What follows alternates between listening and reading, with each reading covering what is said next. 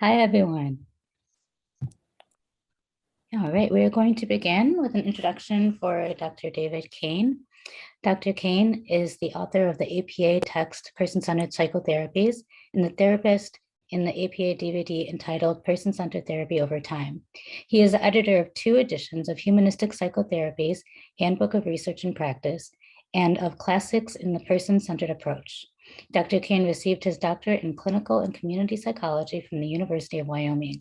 He taught graduate courses at the California School of Professional Psychology, San Diego, of Alliant International University, and the psychology department at Chapman University. A former colleague of Carl Rogers, he is the founder of the Association for the Development of Person-Centered Approach and was the founder and editor of the Person-Centered Review. He is a diplomat and fellow in clinical psychology of the American Board of Professional Psychology and a member of the National Register of Certified Group Psychotherapists. Dr. Kane is the psychotherapy editor for the Journal of Humanistic Psychology and serves on the editorial boards of the Humanistic Psychology, Person-Centered and Experiential Psychotherapies, Person-Centered Journal, and the Journal of Contemporary Psychology, Psychotherapy, sorry. He edited a special issue of the Journal of Humanistic Psychotherapy entitled Advancing Humanistic Psychology in the 21st Century, and edited a special issue of the Journal of Contemporary Psychotherapy entitled Contributions of Humanistic Psychotherapies to the Field of Psychology. Dr. Kane is a former president of the Society for Humanistic Psychology of the American Psychological Association and the founder of its annual conference. His primary professional commitment is the advancement of humanistic psychology and psychotherapy. He maintains a practice in Carlsbad and San Marcos, California. We welcome Dr. Kane. And Vanessa, I think you had a little part. Yeah, for the purposes of continuing education, we also wanted to let you know that because Dr. Kane has published and edited so many different APA books related to today's topic, just for transparency purposes, for everybody to know that he does receive royalties from any sales of the books used in the information presented today. So I'm going to turn it over to you, Dr. Kane. Thank you. Hi, greetings and good morning or good afternoon, depending on where you are. I'm in the San Diego area where it's sunny and warm here. That's why we live here. It's a little strange for me to do this because I can't see you, but I'm going to pretend that I'm looking at you and you're there engaged with me. The way I'd like to do this presentation is to present some material and then I'd like to pause. So as I'm presenting, please start thinking about what you might like to ask, any questions, any comments, and certainly I welcome any challenges to anything I share with you. I think one of the best ways for all of us to learn is to take a critical look at anything you hear.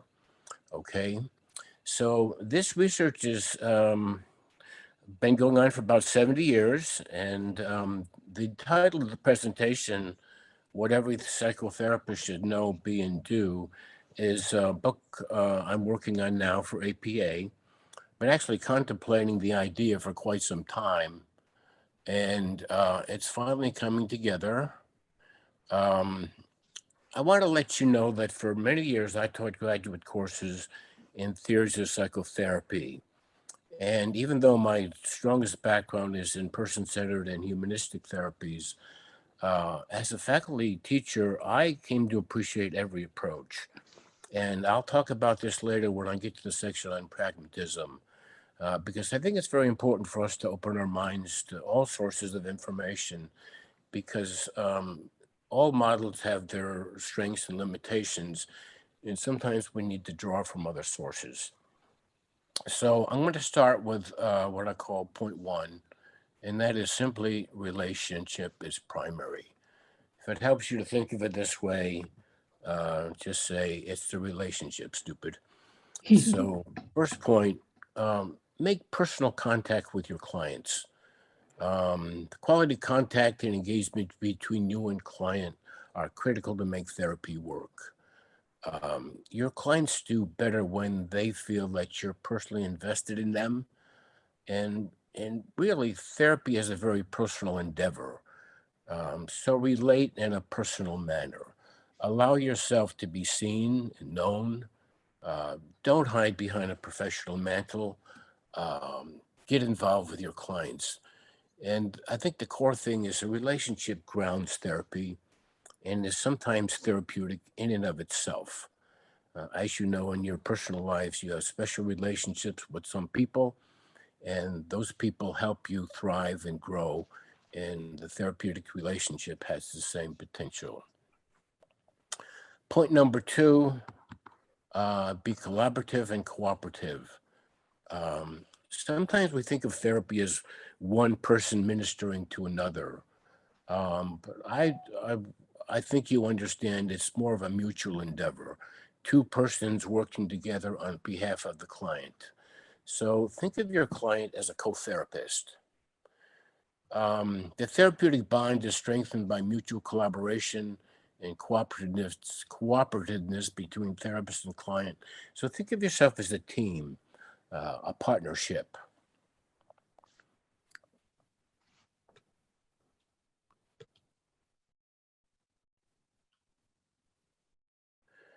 Next thought, be a fellow traveler in life with your client.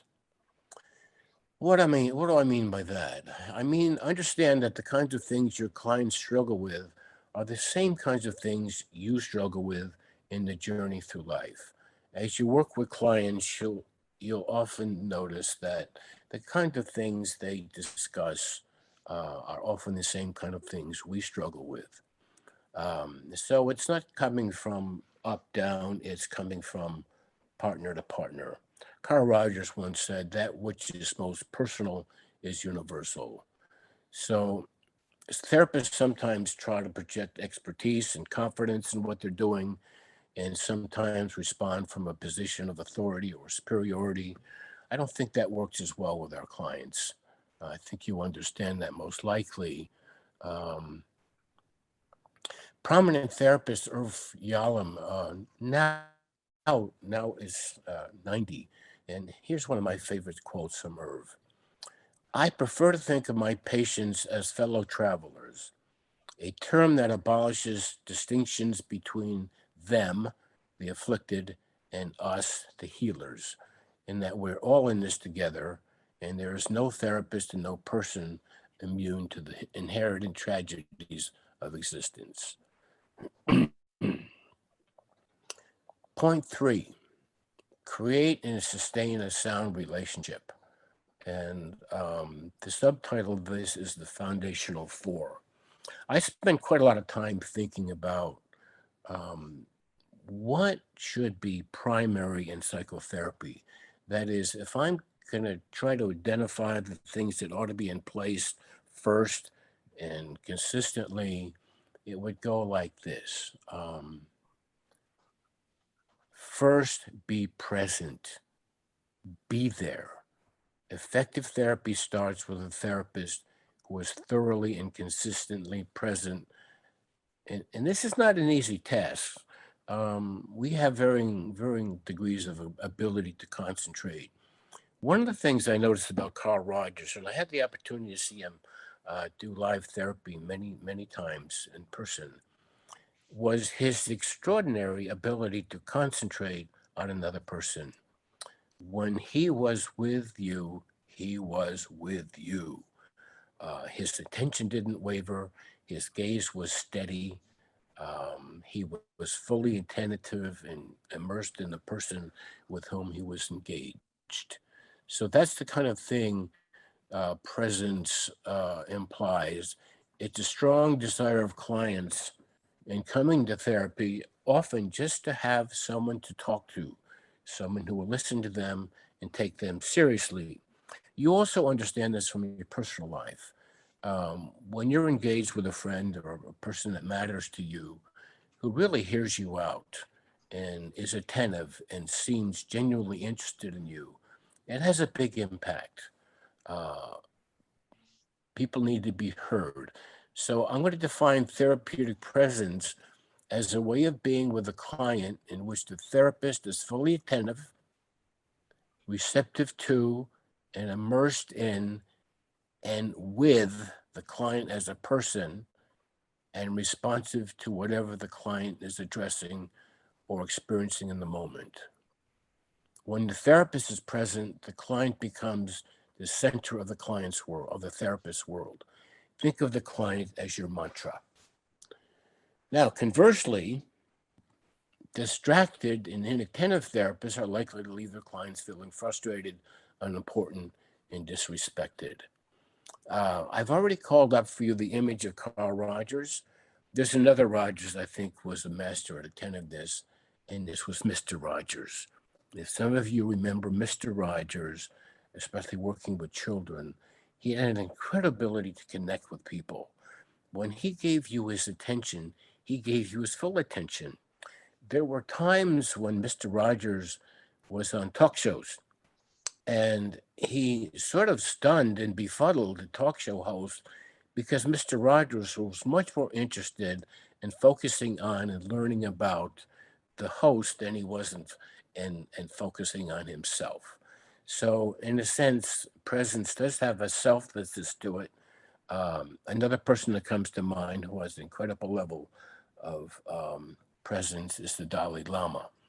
You may not know this, but when the Dalai Lama will make a presentation, before his presentation, what he likes to do, he goes down to the waiters and waitresses and the cooks, and he meets them one person at a time, makes contact with them, physical contact, looks at them, says a few words, and many of them will come away just awed, not so much just because it's the Dalai Lama, but because of the quality and power of his presence to be fully there and fully interested in whoever he's engaged with. When present, the therapist indwells the client's world, is for the client, is with the client as a separate self who is willing to engage in an I-thou encounter. Keep in mind that our clients are usually aware of how present we are with them, and so are you. You are aware when you're present, and you're aware when there may be moments when you're going through the moments. That's okay. That's human. That's inevitable. But catch yourself. Bring yourself back. Bring your full attention back to your client.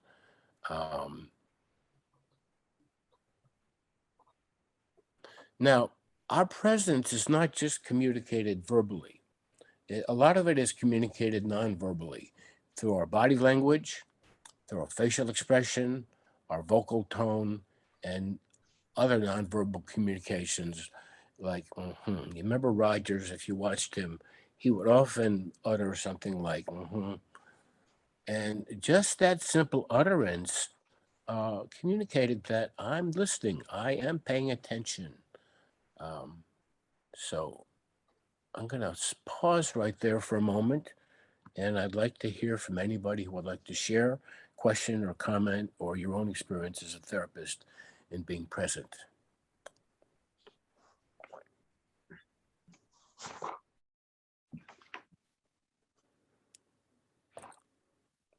Please feel free to speak up. Even though I can't see you, I'm listening. Am I able to be heard if I speak right now? Oh, I can see you. Wonderful. Great. Hi, David What's your Kane. name? This is David Alpert, and we met at least 30 hi, years yes, ago. Nice to see you again. Yep. So I'm going to bring in Carl Rogers as an experience during the training I had with him and his colleagues. But with him, one of the things he did was he did do live demonstrations, as you're familiar with. And I just remember in my training group, I was so it wowed me, I guess that's the word, to see him work with one of the people in my training group. And that person really got to know himself in a way that I don't think he would have if Carl hadn't given him that attention. That's just what I wanted to say. Yes, and let me just add a comment to that. Presence lends power to everything else we do. When we are fully there and focused and immersed and the client gets it, that's a powerful experience for the client. And it enhances everything else we do. Would anybody else like to comment or ask a question? Share anything? I was lucky enough to be a student when Clark Moustakis was at the Michigan School of Psychology. And Yes, I remember meeting him and feeling completely seen by someone for maybe the first time in my life. And the yes, emotion that that brought up for me, how powerful that was, just being seen by him. And yes, he told me that he has that experience with people even in the grocery store, where he would meet them and greet them and really see them, and they would become emotional with him in the grocery store. yes. And a lot of that power comes from his being so grounded in who he is, as Rogers was grounded in who he is, and as Mr. Rogers and the Dalai Lama are grounded. So the more we're grounded and settled about who we are, I think we generally bring more power to our engagements, whether it's social or therapeutic. Okay, I'm going to move on to the second thing that seemed important in sequence. So if I'm present, what comes next? And I'm calling these the foundational four. So the next thing that seemed to matter the most to me was to be empathic. As Stephen Covey said, and I like this language, first strive to understand. I believe being understood is the universal desire in people, to be understood and accepted as they are. I have never met a client who complained about being understood. Therapy research shows that empathy is almost always helpful and never harmful. There's no research that shows a negative relationship between empathy and good outcome. In fact, empathy is one of the best predictors of good outcome. So consistent empathic attunement remains one of the bedrocks of all therapies, even though it looks like Carl Rogers invented empathy.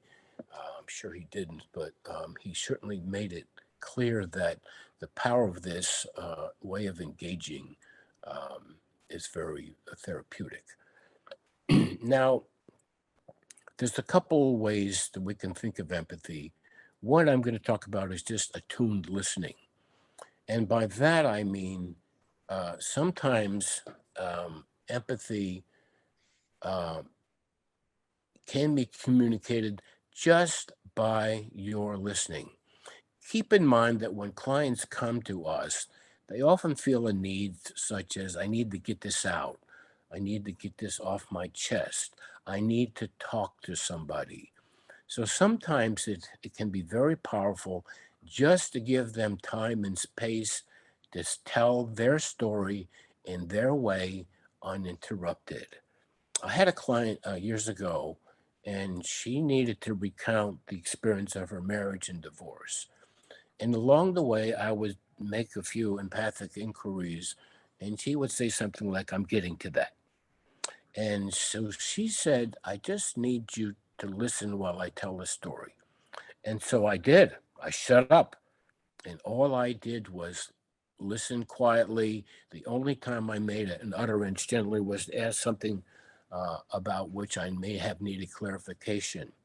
And so her therapy worked extremely well when she had a chance to tell the whole story of her marriage, its demise, and where she was now.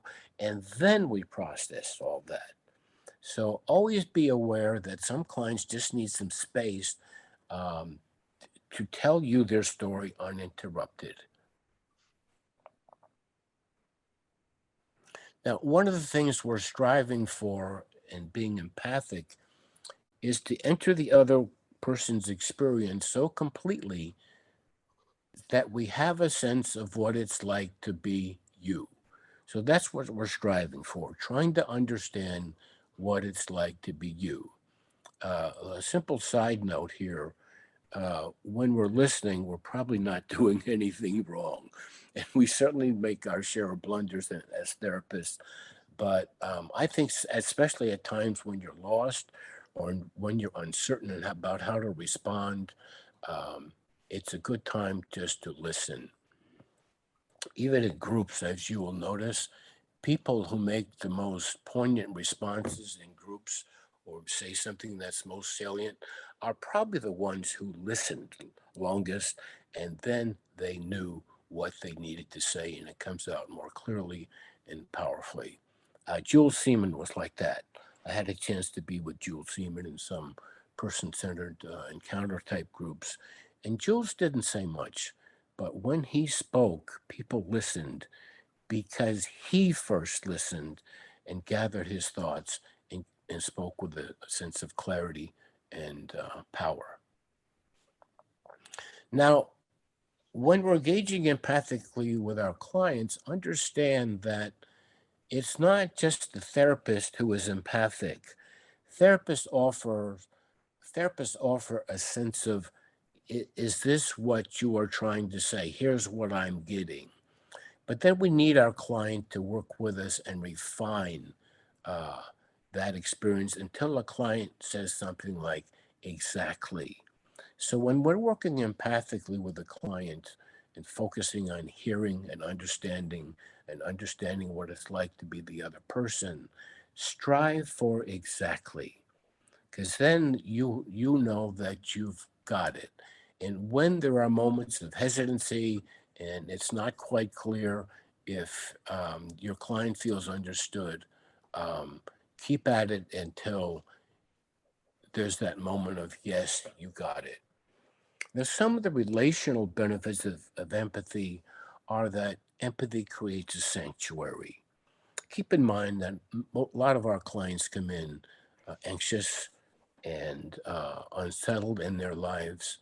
And to have an opportunity in a quiet moment, in a private place, to just be heard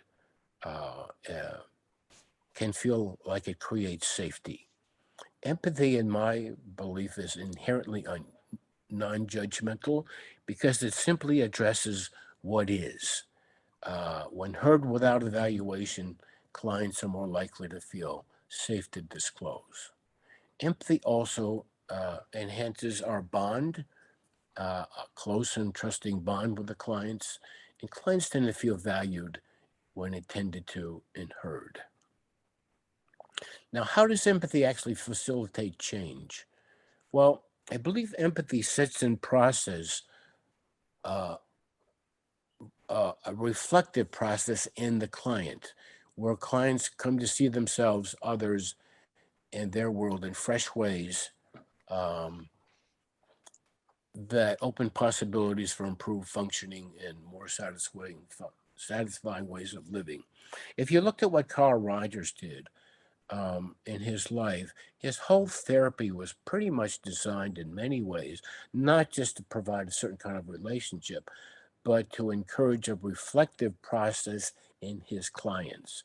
So you can think of therapy, if you like, as a time for reflection.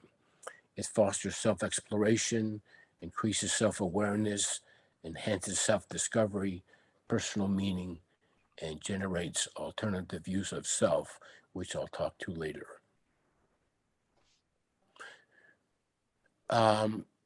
Just a little device to help you think about where to focus your empathy, and it's a mnemonic device, and I'll call it REDS, R-E-D-S, okay? R stands for repetition. When clients tell you things over and over again, it tells you where they're stuck. It tells you where the unfinished business is.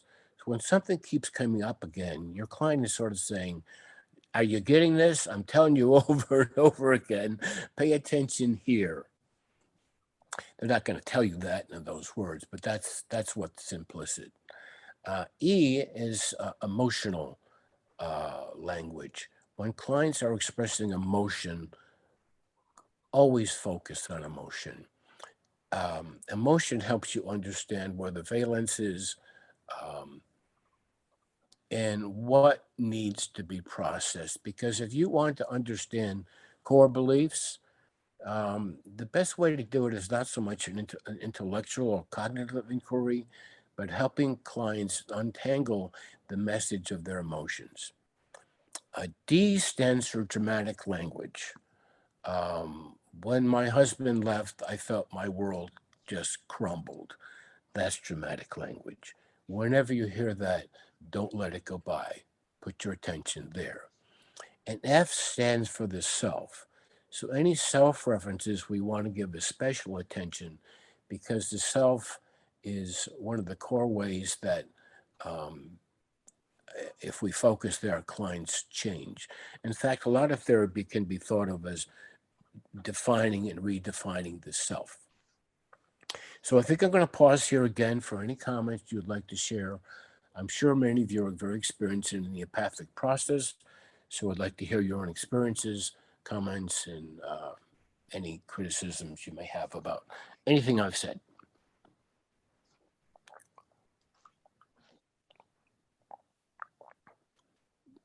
I'll say something again. So seems no one else jumps in.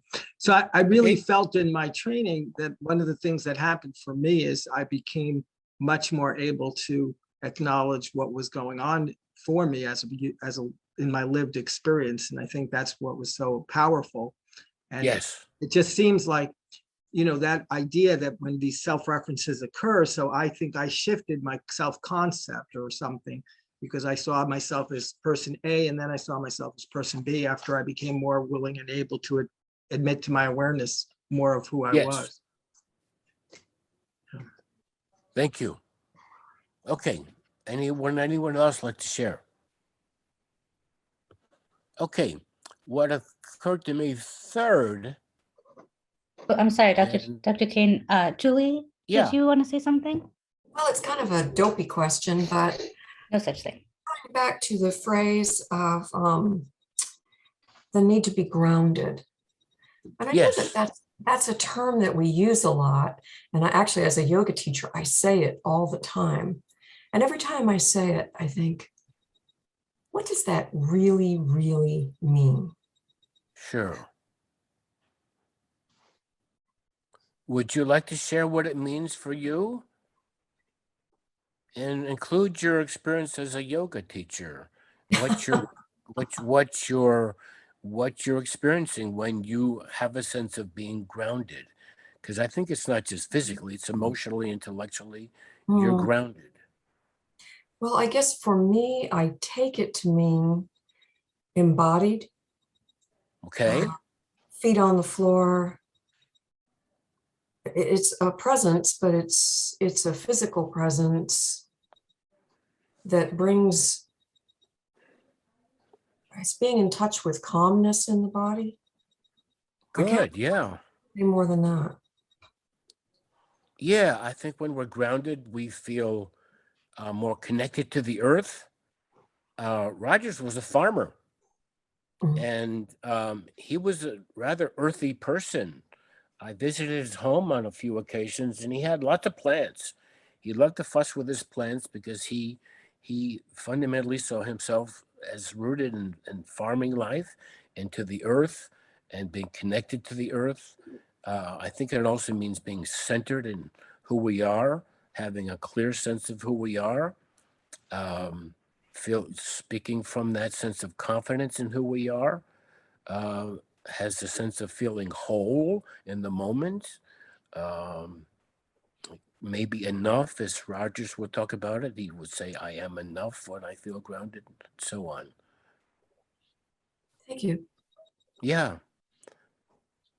Okay, I'm going to move on to point C. So if we're present and we're empathic, I started thinking, well, what comes next? Well, next seemed to be accepting and affirming. And I think that's a universal desire we also have. It's connected to being understood. That is, we all have a need to be accepted as we are. Means and Thorne, I want to quote from them, address this challenge for the therapist as follows. The client feels that the counselor values him consistently throughout the relationship, despite the fact that he may not value himself, and even if the counselor does not approve of all the client's behavior, it is possible to accept the client as a person of worth, still not liking some of the things he does. So I think that adds a little clarity to the sort of impossible notion of unconditional positive regard. It implies that we can like and value people, warts and all, and even though there are moments when we're not as congenial or feeling as congenial to a client, or moments when we don't like a client, if the overall experience is accepting, I think the client will experience that. A friend of mine was Tom Gordon. You may know Tom Gordon he was developer of parent effectiveness training. And he understood that unconditional positive regard is not something we can achieve except in rare moments. But he basically felt that if mostly what I feel toward another person is accepting, they will get that. Some of the benefits are acceptance from the therapist reduces threats, reduces defensiveness, and the client's inclination to feel the need to be self-protective. As clients become more accepting, they begin to revise the view they had of themselves.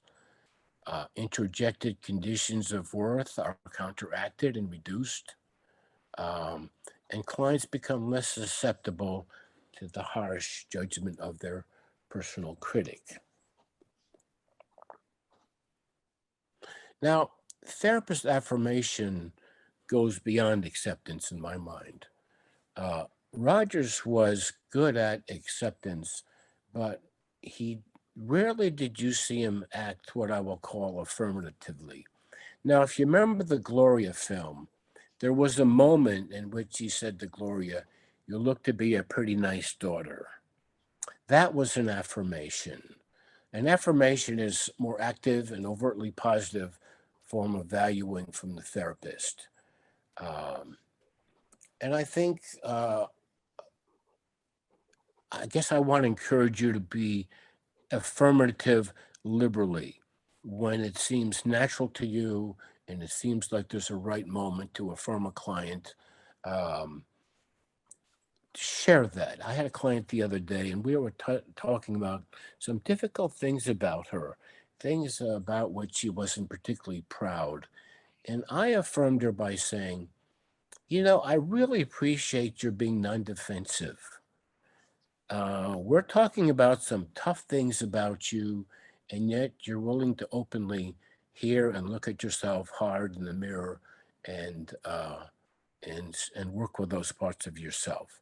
That was an example of an affirmation. Now, I often talk to clients about the paradoxical theory of change. And this I have to credit the Gestalt therapists with.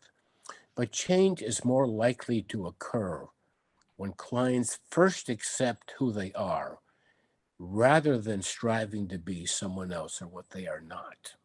So clients sometimes want to jump from being this version of self to a better version of themselves. Understandably so. But sometimes they want to skip the first step, which is simply to accept this is who I am now. This is my situation now. As I accept myself as I am at this moment and this point in time in my life, I am more likely to be freer to move on. But if I push those things away that I don't like about myself, it's like pushing Jack back in the box.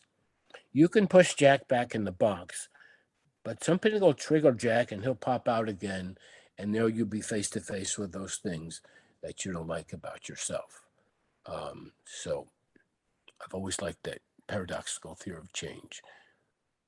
Change is most likely to come when you first accept yourself rather than put your emphasis on striving to be a better version of yourself. Now, I want to talk about mutual affirmation and liking. Interestingly enough, and maybe even commonsensical, one of the best predictors of good outcome in therapy is that therapists and clients like each other.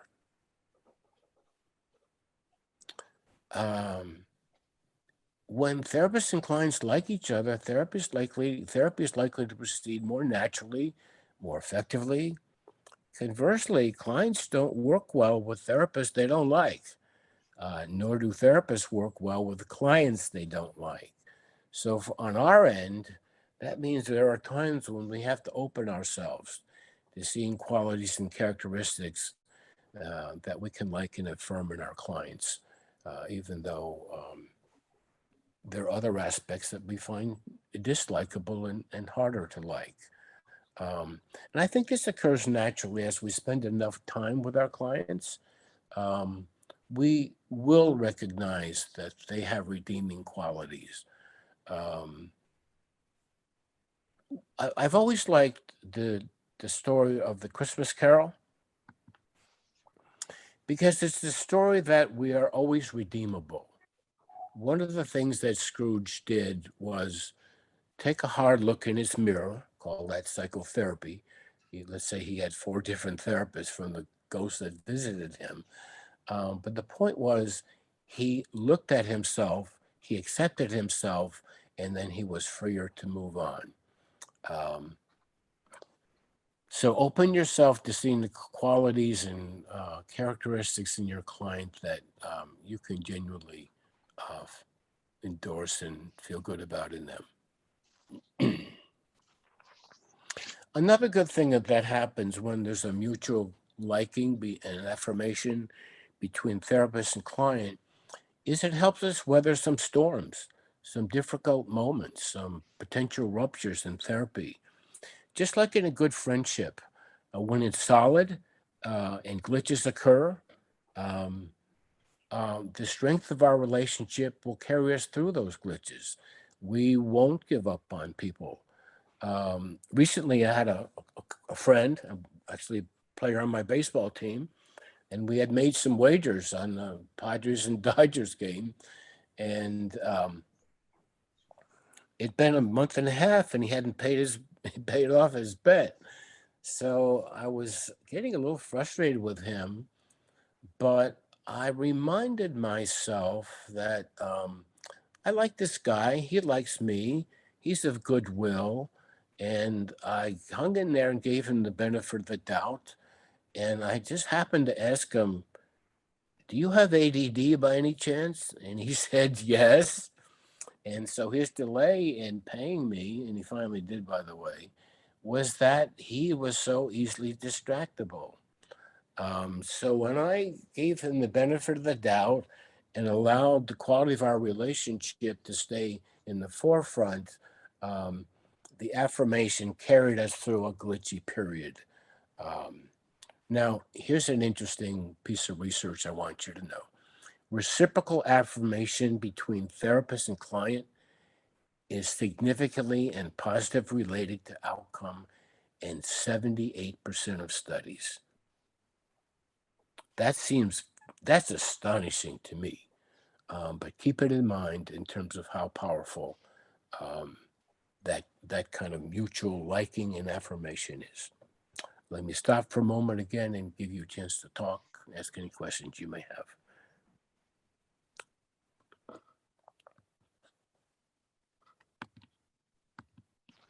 I'll jump in again. Is that all right? Yes, Like please.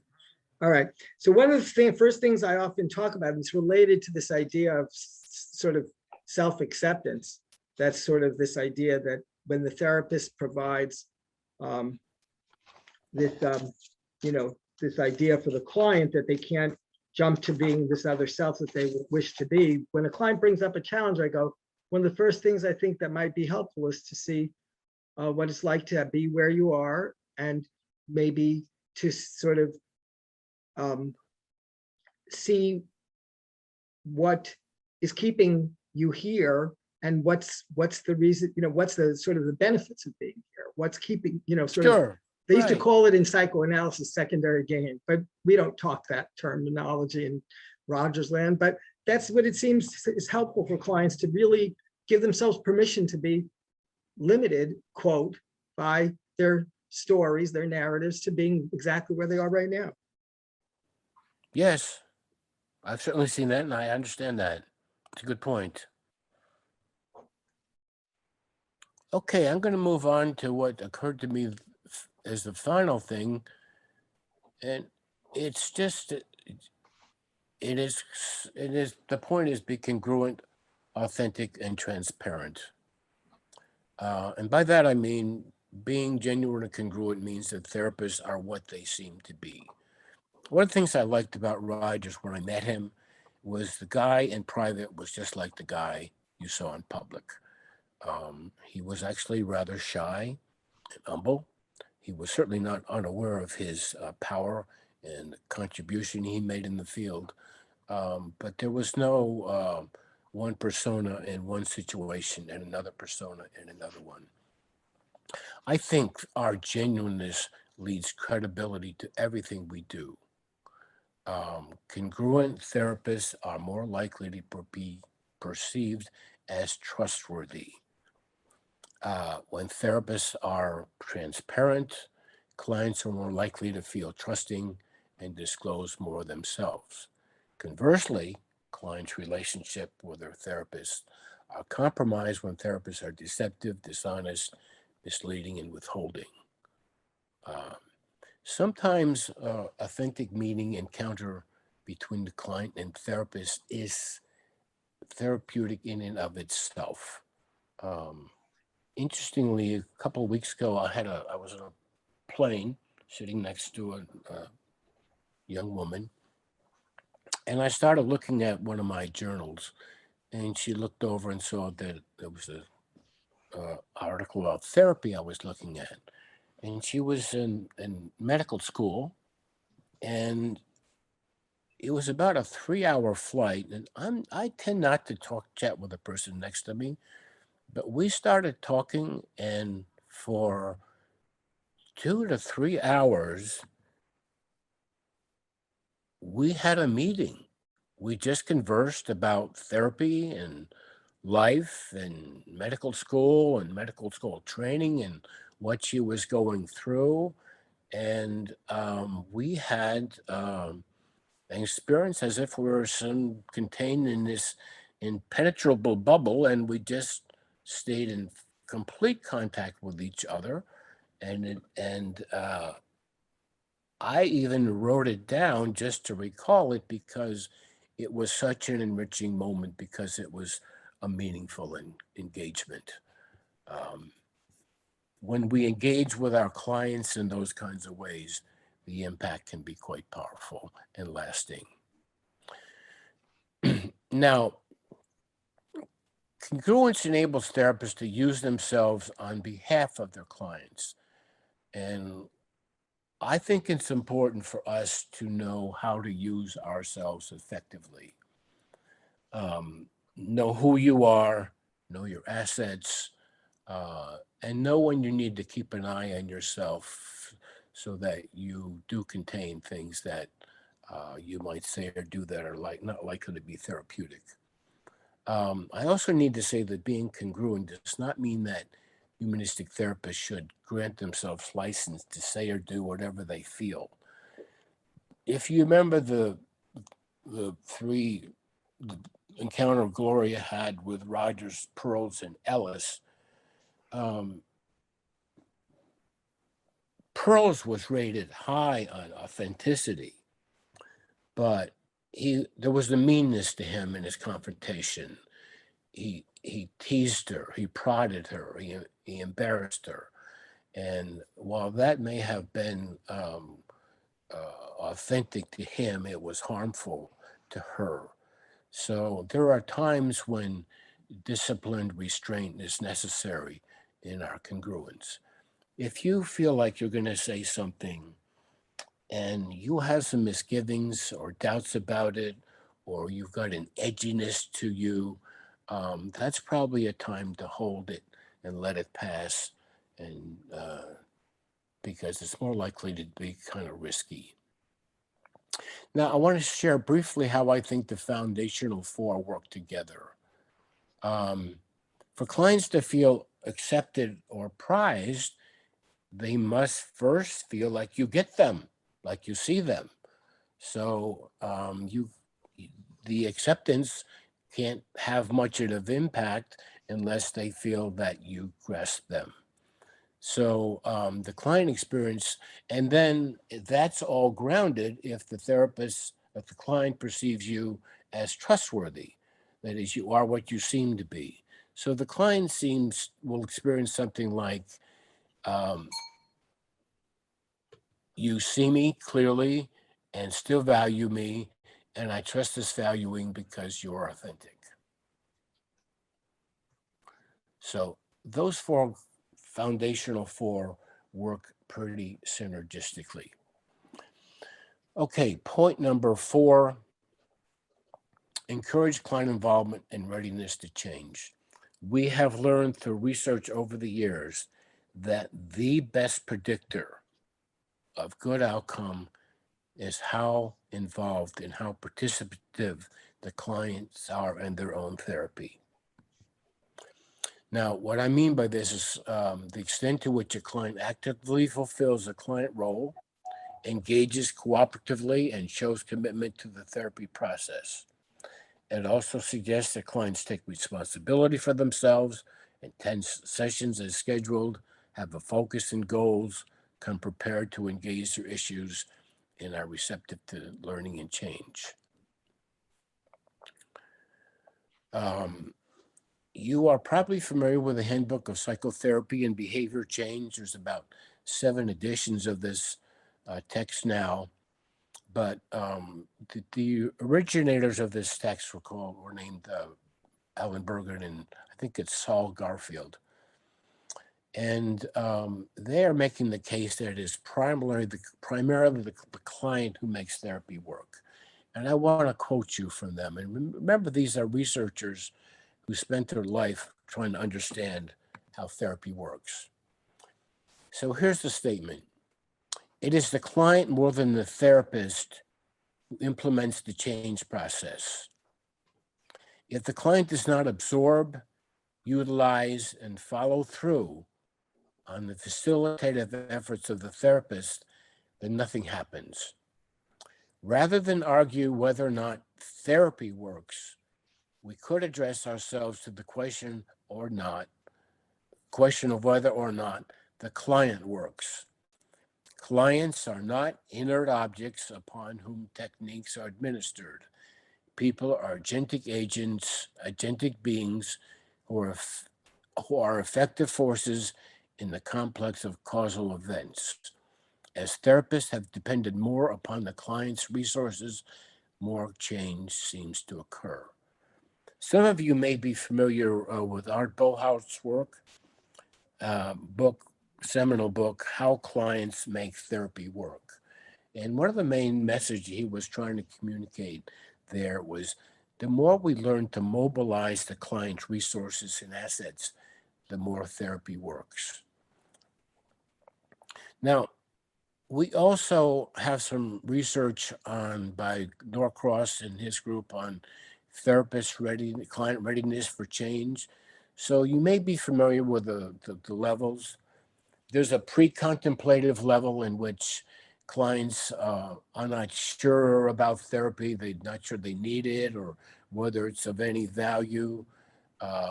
There's a contemplative stage where there's a recognition of the problem, but still some ambivalence about engaging in therapy. And then there's an action stage where clients are receptive to and ready to work. Now, the research shows that clients' readiness to change predicts good therapy outcome. One of the things that therapists have said for decades is simply start where the client is. So when you have clients who are ambivalent or doubtful or skeptical about change, don't launch into therapy hoping that they will be persuaded by the process that therapy is for them. Start with their ambivalence. In fact, whenever ambivalence comes up in therapy, I think it's very important to pay attention to it. Sometimes as therapists, we hope that if we just keep doing therapy well, the ambivalence will go away. Think of people going for the first time to an AA meeting. If you go to an AA meeting and what you encounter is, if you're here, you're an alcoholic. Well, a lot of people go to an AA meeting initially not sure if they have a drinking problem. So if AA works well and as it should, that would be recognized, and then that the client is, or the AA participant is still not certain about if their drinking is truly problematic. The research shows, and this is powerful, from the therapist's perspective, 92% of findings show a significant positive relationship between client involvement and outcome. So anything we can do to help facilitate clients' active participation is likely to lead to better outcomes. Art Bohart, I'm going to cite him, concluded that client involvement in therapy is the most important factor in making therapy effective. Therefore, what therapists can do is support, stimulate, and encourage client investment in their own therapy. Now, some of the things you can do is prepare clients to use therapy effectively, especially credit clients with change that they make, and emphasize client agency and their ability to learn and change.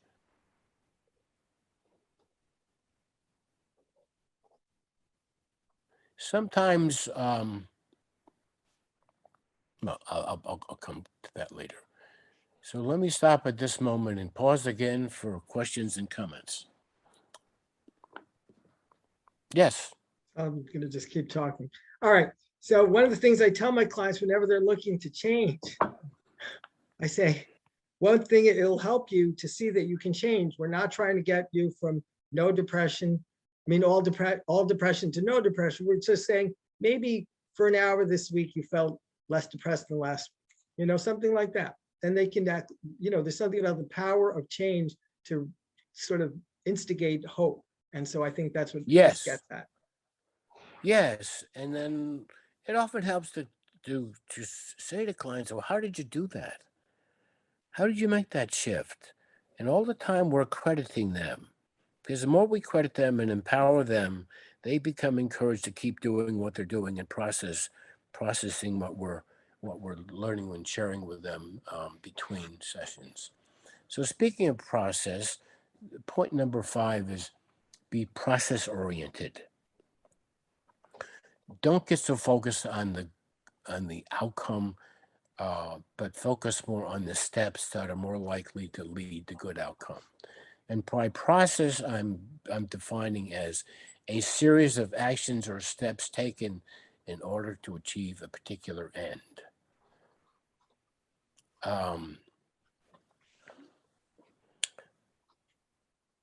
I'll give you some examples outside of therapy. I play fairly competitive baseball. I play decent tennis. So if I go stand at the plate during an at bat and I tell myself, got to get a hit, I got to get a hit, I'm outcome oriented. So when I start to do that, I put pressure on myself to perform. Same thing with therapists. You're putting pressure on yourself to perform, to get the clients to a particular place that you think is desirable or they think is desirable. But going back to the baseball analogy, instead of that, I'm thinking just a few things. What are the process? Okay, comfortable stance, relax, see the ball, react. Those are process steps, okay? In therapy, process steps might be some of the things we talked about. Being present, being empathic, being congruent, being accepting. Process steps are being curious. I often encourage clients to be curious about themselves, especially when they're talking about something important. So first, prioritize process. Remind yourself that good process will lead to good outcome. As a university teacher, students come in, as you know, if you've taught, and they're obsessed with their grades, okay? They're obsessed with their outcome. I want my A. They get wrapped up in their grade as a reflective of their worth and ability and so on. So I discourage them from focusing on their grade. I encourage them instead to recall that they love to learn. Engage your love of learning, engage your curiosity, engage your desire to master this topic or this skill, and your grade will take care of itself. And I believe that because you engage in good processes, good outcomes are more likely. Other things you can do is help clients be better observers of themselves. Point 6, individualized therapy. Okay, I started out and still retain my fundamental roots in person-centered therapy. But if you look at an analogy of Carl Rogers playing a piano, piano has something like 72 keys. It's a whole lot. I don't remember what it is. But Carl, in my mind, mastered the middle octave. In other words, he was a master at relationship, empathy, being congruent, being prizing, being authentic, accepting, and empathic, and so on. There's no doubt that the research shows that that is effective for a large number of clients, but it's not necessarily a therapy that fits everybody. As a client, there are sometimes I want a person to engage with me like Carl Rogers would, or even Mr. Rogers would. But there are other times I want something else. I want to wrestle with ideas. I want the therapist perspective. I want to do dialectic thinking. I want to do point counterpoint. I want to think critically through something, and I may need something different. So when I say individualized therapy, I mean be collaborative partners in the definition of the client's problems, client's goals, means to achieve those goals, and the definition and creation of an optimal therapeutic relationship.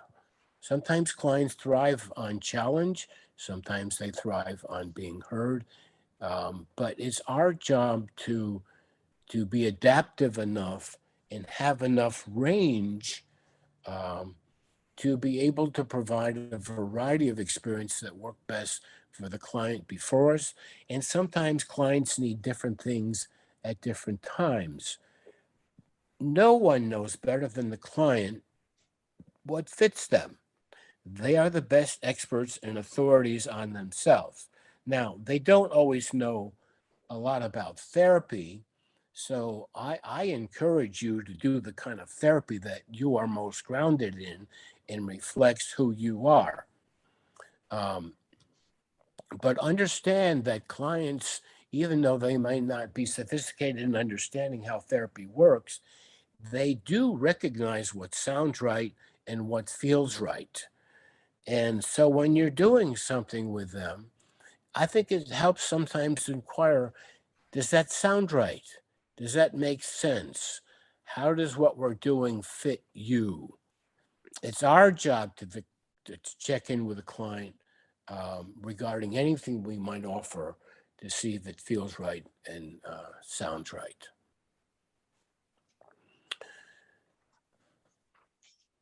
I think client change is most likely to occur when the way they think about something, feel about something, and act converge. You'll have a sense of rightness about it. This sounds right, this feels right, and as I do it or imagine engaging in it behaviorally, it all seems to come together with a sense of rightness. That's what we're looking for, this sense of rightness for the client. So therapists should work in a way in which they have faith, ground yourself in whatever way of working and begin there.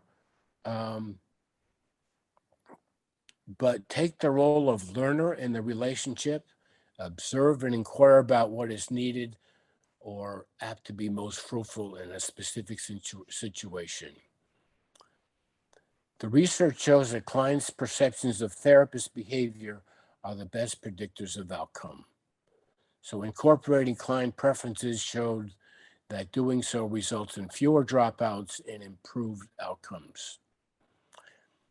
I often make a note to myself when a client wants something that may be out of sync with the way I would be inclined to work, David, try it their way.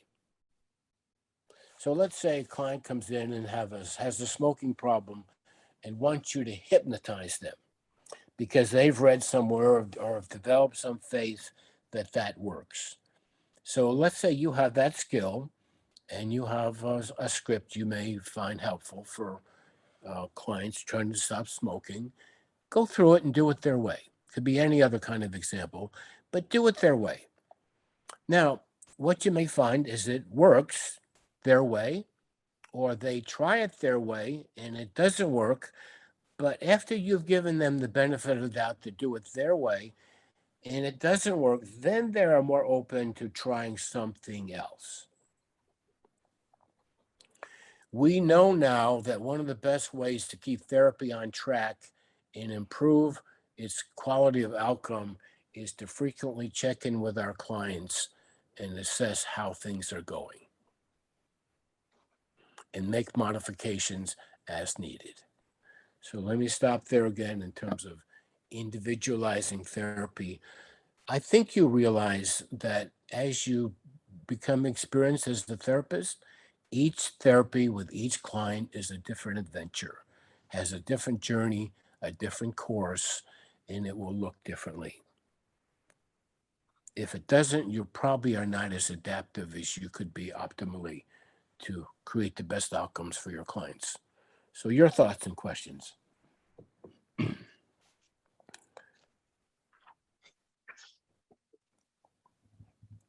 Dr. Kane, while people are gathering some thoughts, I'm going to try something at a tech level to see if we can Okay. get some more people to show up on your screen so you can Love see, because you're getting, lots of people are nodding and enjoying, and hopefully we can get you to also see it.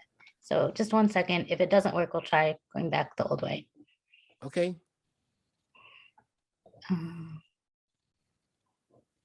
There's Joel. There's you. There's that lovely lady. Ah, hello. I know him. So is it showing you more than one person here? No, right now all I see is me. Okay, well, I tried it. Oh, you know what? Thank you for trying. Okay. And what is your name? I haven't seen you before. Who do you see now, Dave? This lady right here was just smiling with the glasses. Well, I think 3 of us have glasses. Is it? That's you. It's me. I've got a blue sweater on. I'm Vanessa. Okay. Oh, that's you, Vanessa. Okay, gotcha. Yeah. And then we have a Tamara with us. Am I saying it right? Hopefully. And then Julie and David. Okay. Okay. So, well, we tried. All right. Sorry. Sorry, Dr. Kane. We All tried. right, we tried. I'm going to move on. Thank you. Point 7. Be invested in your client's progress and well-being. It actually astonishes me that there is no research on this. It's so commonsensical that it's perhaps one of the things we take for granted, but don't even think about very much. So I'm defining therapist investment as the therapist's unwavering personal and professional commitment to alleviate client distress and promote client well-being.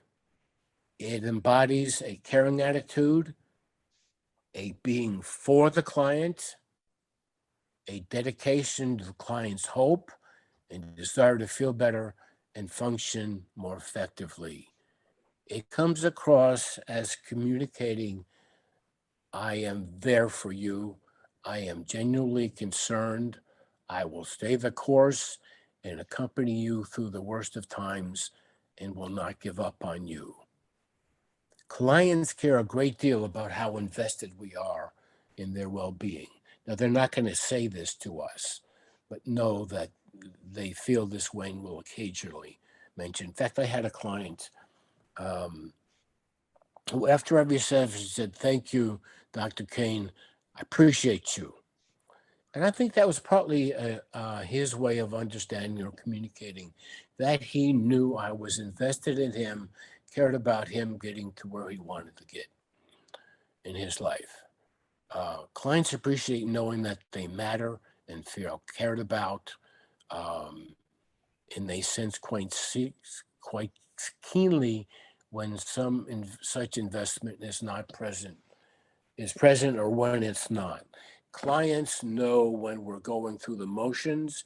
I think you have moments at times when you may feel like you've slipped and you're going through the motions.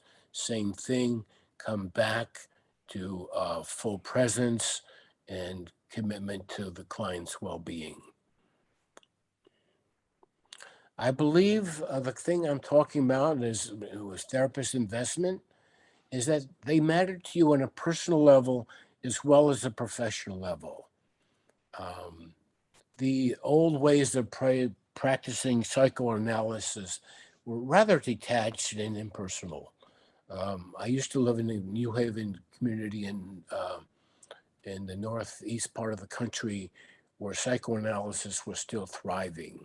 And I would talk to people at analysis, and sometimes they would go through an entire session and the therapist would say nothing or very little. And so the therapist could seem disengaged from the client. And I can't imagine how that was helpful to a client when they felt kind of lying alone on the couch and talking without much engagement. So it involves an element of friendship, though appropriate professional boundaries are maintained, of course. Irv Yalom has talked about this in his ways, and I will quote him. Yalom, let the patient matter to you. Let them enter you. Let them influence you, change you, and not conceal this to them. I often tell clients something, and it's true. I've been thinking about you during the week. Now imagine hearing that from your therapist. Because clients sometimes get a funny notion that, well, this is our job and we're being paid to be empathic and attentive. But when we tell them we've been thinking about them during the week and I have a thought to share with you, they feel our investment. They feel our caring. They feel that they matter to us. Let me give you some examples of what I mean by how this might work. Some forms, extending the session when needed. There's nothing sacred about 45 or 50 minutes. If the session needs 5 more minutes or 10 more minutes and you can do it, let it take that course. Don't be a clock watcher. Being available after hours for telephone conversations. I had a client who was a fire setter or threatened to set fires. Many times she would call me at odd hours and we would talk and she would calm down until it seemed like she was over that impulse to set a fire. Make home visits when clients cannot get to the therapist's office. I have a client who's now 90.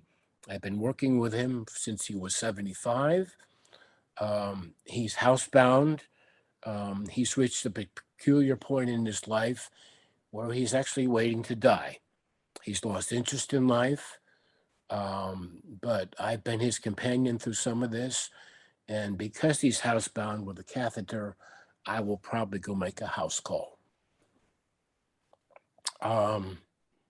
When clients are ill or in the hospital, check in with them. You may want to spend time learning about the client's problem or how best to alleviate particular problems. Let the clients know that you think about them during the week, as I mentioned earlier. Remember their birthdays, the dates of significant events, the names of their partners and friends. Remember important things clients have disclosed.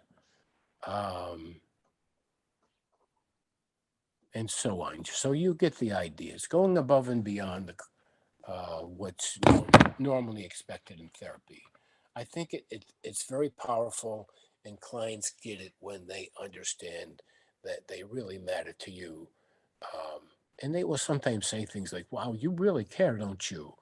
And when you hear that, you know that your caring has gotten through. Okay, working with emotion is basically the next section. Almost all psychological problems have a strong emotional component.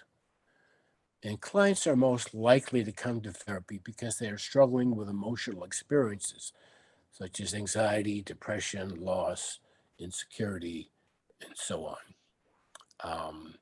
Generally, the research shows that clients who are in touch with their feelings have better outcomes, better prognoses.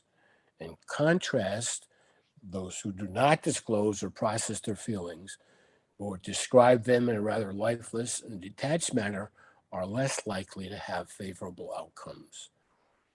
One of the things I liked and learned from the Gestalt people is they had an uncanny ability to locate where the energy was, and they focused themselves there. You can do that from any therapeutic perspective, but I think the Gestalt therapists, some of them are quite masterful at that. at that. In terms of outcome, client emotional expressiveness shows a positive outcome in about 2/3 of studies.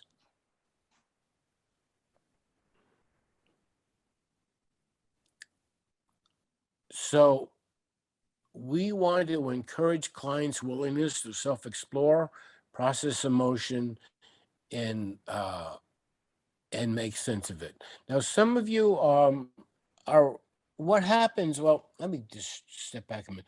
What happens when we help clients process emotion is that new ways of thinking and behaving naturally emerge from seeing with fresh eyes and hearing with fresh ears. Meaningful and substantive change, I believe, is visceral. One of the ways I think the cognitive therapies are limited is they're too cognitive.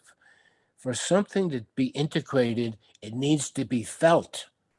It needs to be felt in a powerful way because it enhances your grasp of something when you actually feel it in your bones. So for change to last and be substantive, I think it helps clients when they actually come to this sense of, I really get it emotionally as well as cognitively, and it's a felt sense. Now, you're probably familiar with Gene Gendlin's work. I think he was probably one of Carl's brightest and most creative students, and he invented basically what he calls focusing oriented therapy. I've seen him talk on many occasions. What we know from the research is that clients who are willing and able to focus have very good outcomes. Leeson from Catholic University found that 75% of positive sessions included focusing steps in contrast to 33% in negative when they were absent.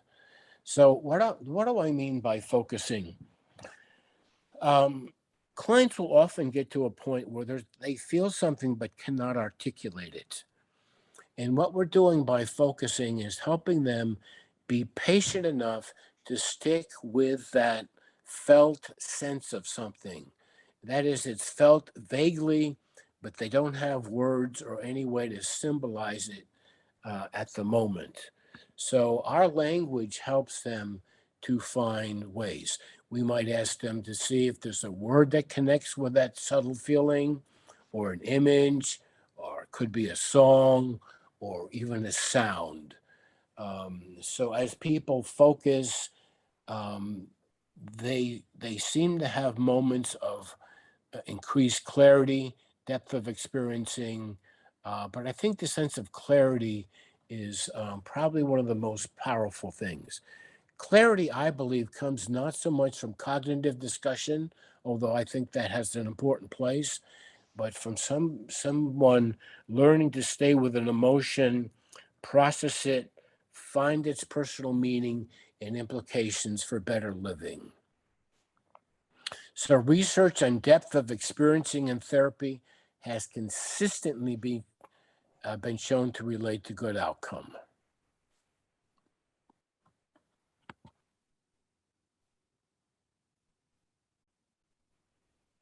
Anybody want to talk about, I'm going to take another pause here and give us some time to talk about working with emotion in therapy.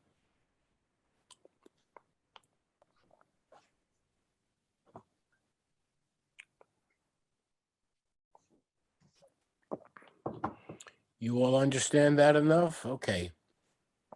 Next point. Embrace pragmatism, pluralism, and integration. As much as I advocate for you to be grounded in what you do, and I think that is often best achieved when you have an approach that fits you as a person. But by pragmatism, I mean the therapist brings forth for the client's consideration any and all personal and professional resources that may be of value to the client. So I'll give you a simple example. I probably teach a third of my clients to meditate. They're having trouble with anxiety or stress or calming their mind or their emotions. And so I can take 10 minutes and teach them a simple way to meditate and then encourage them to incorporate that into their lives. So I think there are moments when it's fine for us to simply be a teacher and say, I think I have something that you may find valuable. Would you like to give it a try and see if it helps you? Clients want and deserve to have available to them all aspects of our qualities, our skills, our knowledge, information, and resources. As you know, clients often want some tools to help them cope. In some cases, our clients do not know what they need to help them think, feel, or do better, but they certainly recognize what is helpful and what is not when we offer to them.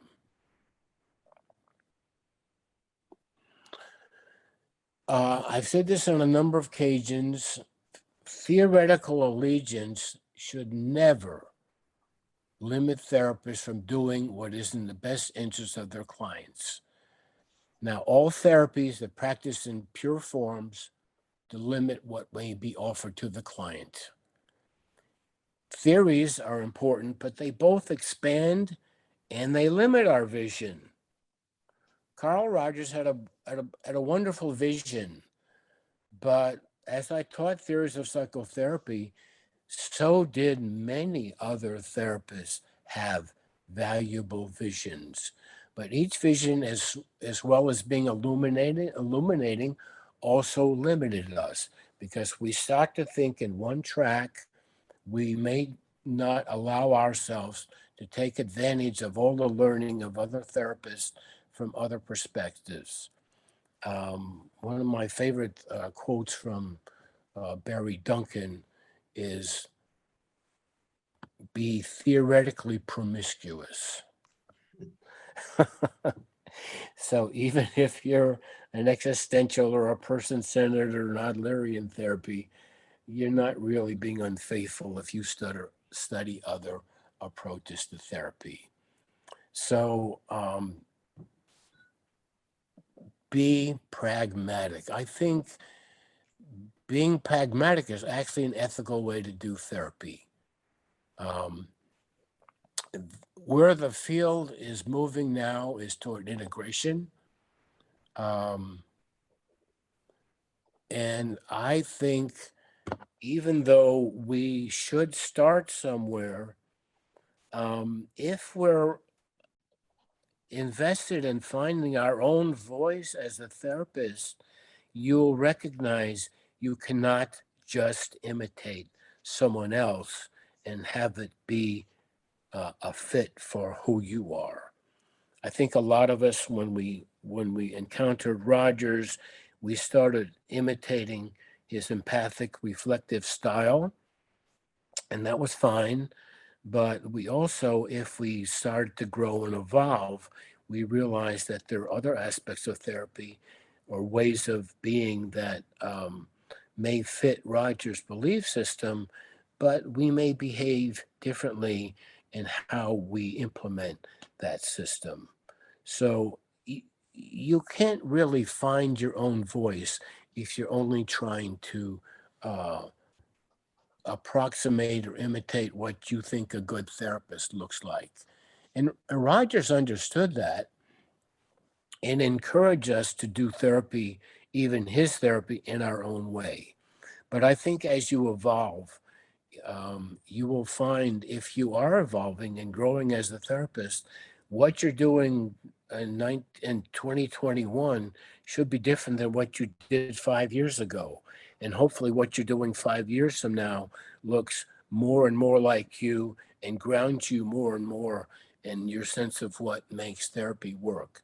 So just as I think it helps to conceptualize our endeavor on behalf of clients as to help them find their voices, therapists too need to find their voices.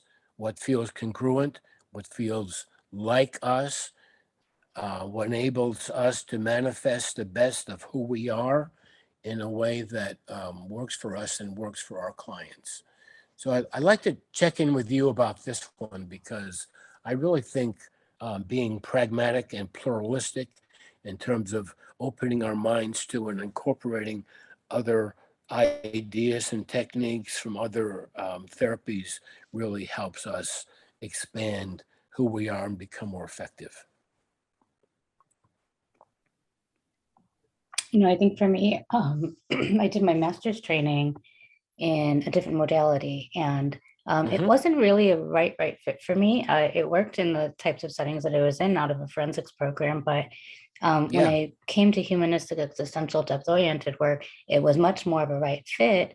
But I appreciate that I can lean on the parts of my previous training modalities that also fit into the works that I do. So it's a integrative across different types of engagements, as opposed to trying to fit the patient into one box that only fits because it's the one that I know. Yeah. As we know different theories, during our sessions, we'll have a notion that this theory from this person just fits here, or this way of doing things just fits. So if I'm working with someone who's got a gambling problem, and I have done this on a number of occasions, I'm thinking about what I know from behavioral therapy. So I help them understand they're gambling on slot machines.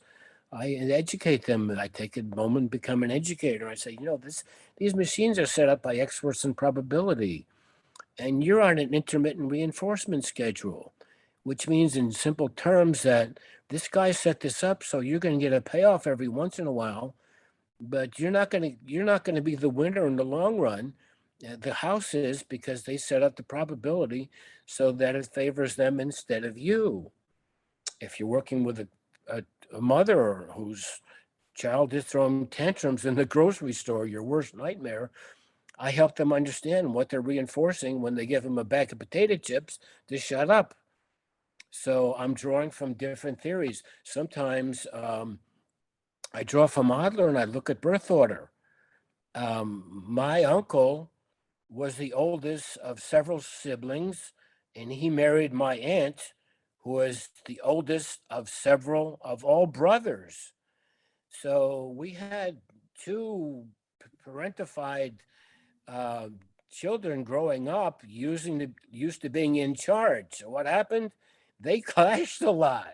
Now they also had a lot of love, but just looking from taking Adler's idea of understanding birth order, Of course, we expected them to want to be the leader in their family. So from psychoanalysis, sometimes I understand that the past experiences set patterns that are useful in understanding to help people understand how they continue to operate in that manner now. So draw from any source that is valuable to you in the moment, but you can only do that if you've exposed yourself to many different kinds of ideas. So anyone else want to comment on that one? Again, oh, sorry. yeah, Joe, please go ahead. No, I'll just say, I mean, I definitely feel my work keeps changing just based on the things I'm exposed to in my life in terms of different trainings, because not all my trainings are in one domain or another, and just my experiences in life. And so one of the things I do a lot with my clients now that I never did before is I talk a lot about distress management. I mean, I think Sure. that all symptoms for me seem to be a sign of distress. And so we look a lot at the idea that we have past distress and present distress and what they want, whether they'd like to look at that. If not, that's fine. But we could talk about just comfort in the form of like, how do you comfort yourself in distress? Or would you like to go back to the past distress or the current distress and investigate it? So, I mean, I do a lot of things that are very different than I did when I first was trained by Carl Rogers and his colleagues. There was a famous study done back in the 50s. And a guy named Fielding looked at novices and expert therapists from client-centered, Adlerian, and psychoanalytic perspectives. Here's what he found, and I suspect it will still hold up. Experienced therapists were more like therapists of the other persuasions than they were like their younger counterparts. In other words, the client-centered, Adlerian, and experienced psychoanalytic therapists became more like each other over time, as it seemed that they had arrived at some collective wisdom than they were with their counterparts who looked like them at earlier stages. And I think that that's what happens as we grow and evolve. And that's why I think it's important to go back to the point I was making earlier, be a fellow traveler with your client, because as you mature, I think you realize more. It's not the well treating the unwell. It's that we are all grappling with the same kinds of things. And as you understand that, you are more accepting in the way you engage with that sort of thing with your client. So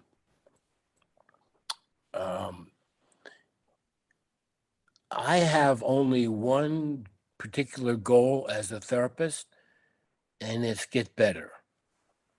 And one of the nice things about this kind of work is as we grow as persons, we're more likely to grow as therapists. Point 10, I'm going to move on to monitor client progress in the relationship.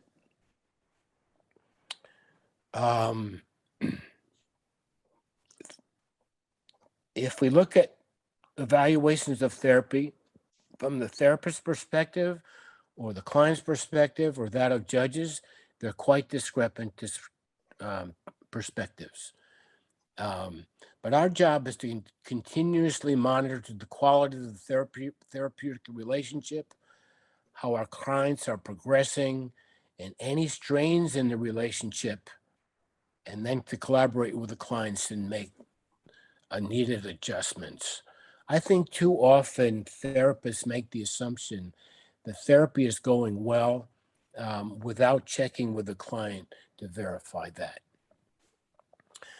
Unfortunately, therapists are lousy judges of their own therapy. I hate to tell you this. And the way we're lousy is that we often overestimate our effectiveness. So we may think we're cruising and things are going well, but we also know from research, clients are not inclined to tell us when things are not going well or when the relationship is strained. So we need to be checking in with them at regular intervals and asking, how's it going? How am I doing? Are you getting what you need here? You might also ask, how are we doing? Because that addresses, are we connecting and relating and conducting this therapy in a way that works for you? So I would say never assume that therapy is going well based solely on your own perceptions. The most important person that needs to have the sense that therapy is going well is your client. Now, if you have a sense or edgy feeling that something isn't quite right, check in with your client. Just don't just wait and hope things will get better. I think we're tempted at times when we sense things are not going well to try to do better that thing that is not working. Because we're thinking if we just listen better, if we're more congruent or more understanding or whatever our belief system is, the therapy will right itself. But that's often not the case. We need to hear from the client what's working. I had a client leave me in what I thought was prematurely about 6 months ago. And to my surprise, here was her feedback. I needed homework assignments. You weren't giving me homework assignments. Well, I actually was, but in a way that didn't seem to her like homework assignments. I would encourage you to reflect on what we talked about and to manifest it in different ways. But probably the main message is don't assume, ask. And we now know that one of the best ways to ensure that therapy outcomes are better is to monitor therapy at frequent intervals. Now, there are lots of little tools you can use to do this. Some of them are free. You can sometimes just ask a few simple questions at the end of the session. How did this go for you? Sometimes I will ask, what, if anything, might you take from this session? That helps me know if what I think was important and what was going on that made a difference is resonating with the client in the same way. So monitor therapy. So let me check in with you. Do you monitor your therapy? Do you chat with your clients periodically?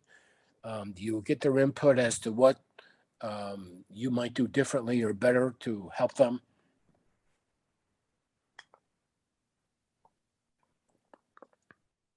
I'll talk again.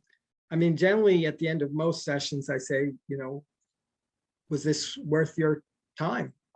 You took up an hour of your time. Has this been a productive use of your time? So that's what I say. Yes, or you might say, did you get what you want or what you needed? Mhm. It's another good inquiry.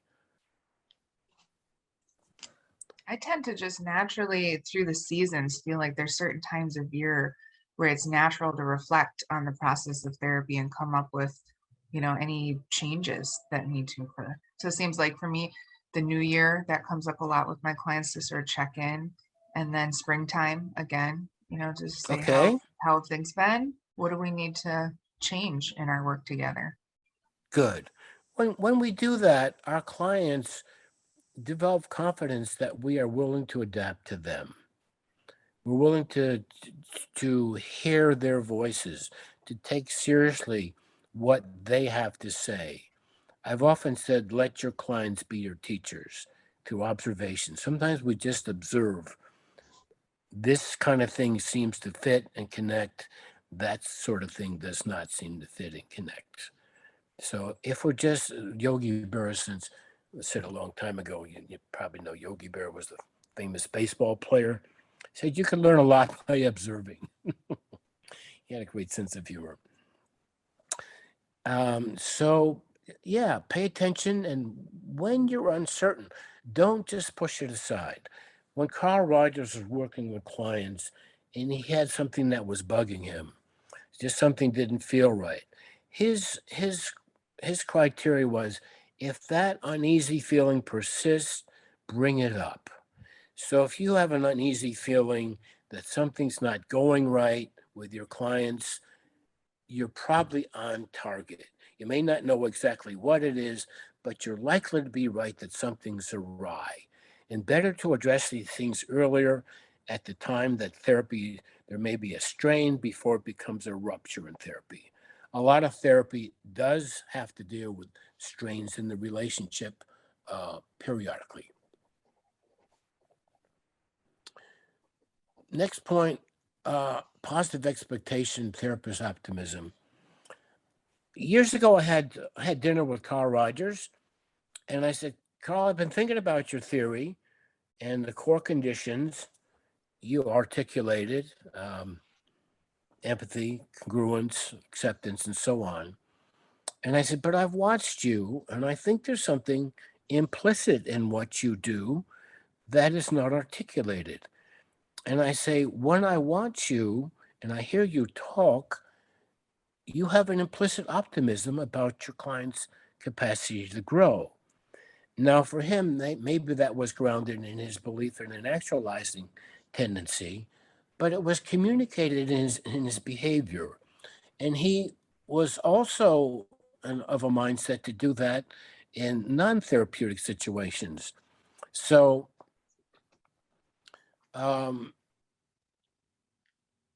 when Carl gave someone a task in the counseling center at the University of Chicago, for example, he just sort of assumed and had faith that they would be able to accomplish that task and carry it out effectively.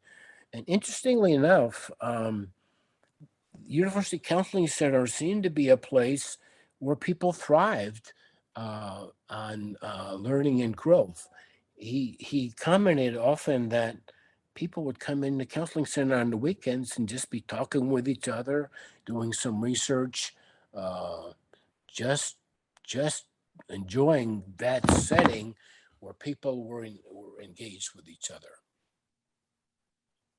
So partly what I'm getting at is view clients as resourceful and capable of constructive change, strive to support, encourage their resourcefulness, their freedom and their autonomy in turning the direction of therapy and how their goals might be achieved.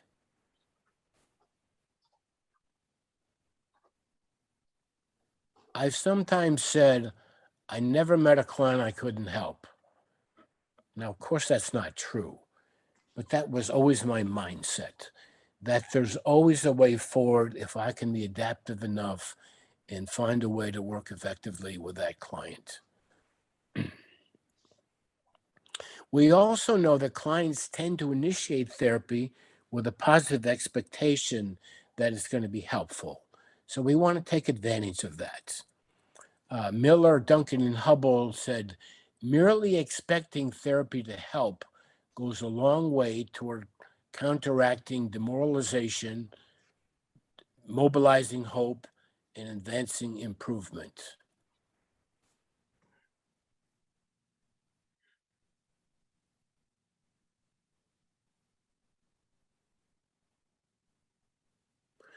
Another point in this is that, especially for beginning therapists tend to take so much responsibility and burden for helping clients achieve desired outcomes.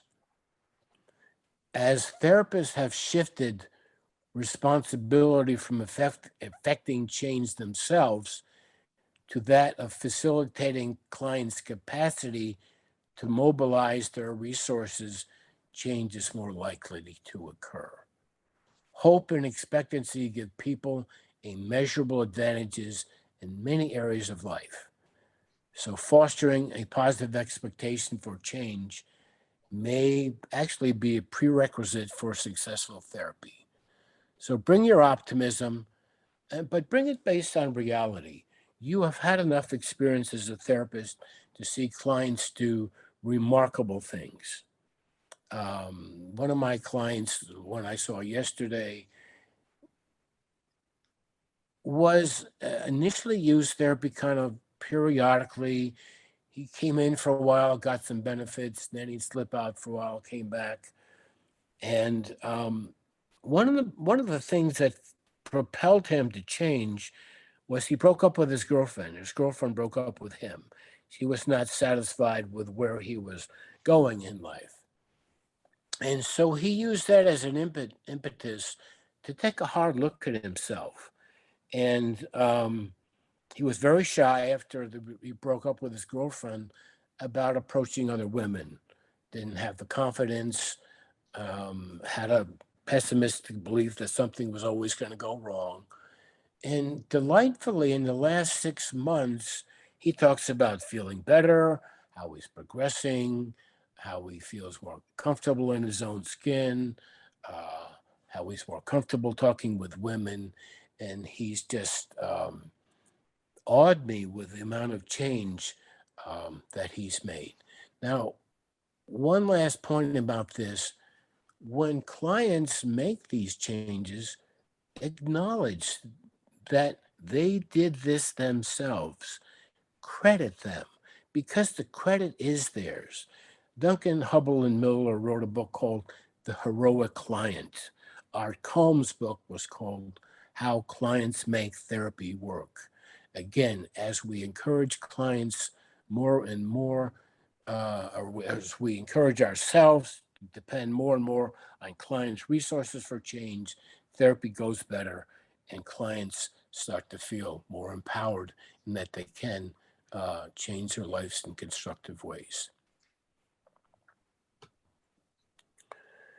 Point 12, encourage client openness versus defensiveness. Client openness, the research suggests, as opposed to defensiveness, is related to good outcome in 80% of studies. So some of the core beliefs we talked about earlier, the foundational 4, being present, being empathic, being accepting and affirmative, and being congruent, create a sanctuary where clients feel safe. And I can't emphasize how much safety is important, especially for some clients who are distrustful, have had bad experiences with other people, especially key people in their lives.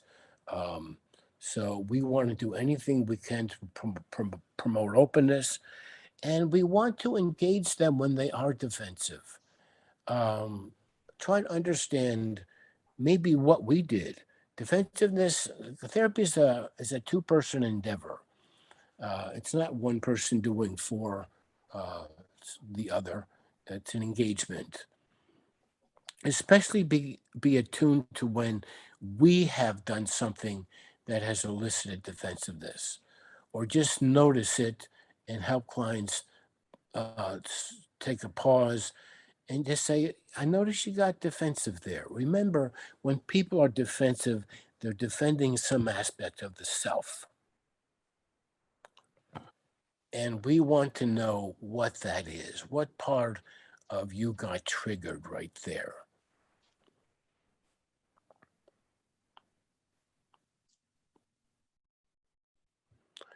Point 13,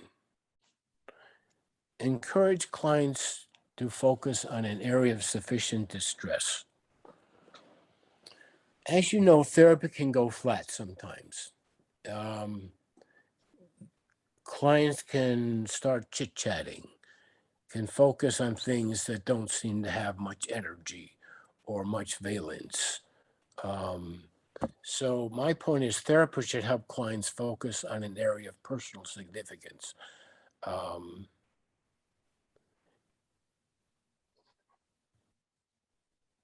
And what I mean by something that's sufficiently distressed is the client's subjective sense that their problems, however defined, are no longer tolerable and are interfering with their ability to function to an unacceptable degree.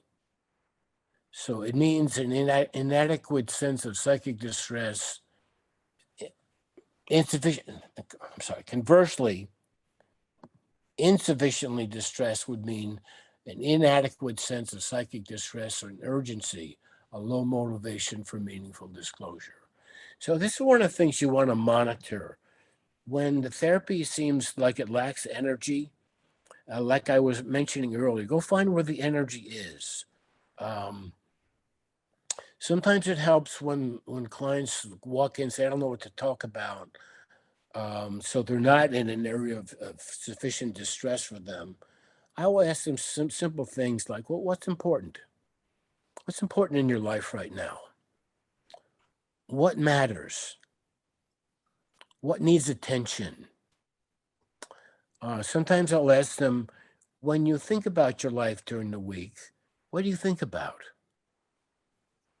Gene Gendlin had an interesting way of helping people focus when they couldn't quite find some area of distress to focus on. He would say, well, say this to yourself. Everything's okay, right? So if you say that to yourself at any moment, you say, everything's okay, right? When if you're a client, well, you quickly recognize, well, no, not everything is okay. There must be this. And then you start to shift toward that thing. So when therapy drifts away from that thing, come back to it. But help clients work where the energy is. Help clients find what's alive and focus there. Now, sometimes clients hit points where they don't want to talk about something. And they may say, I don't want to talk about it. Well, when they say that, they are in an area of distress. But I don't press them to talk about it. I say, let's talk about the not wanting to.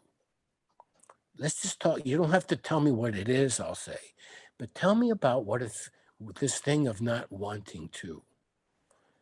And then you'll get at their defensiveness.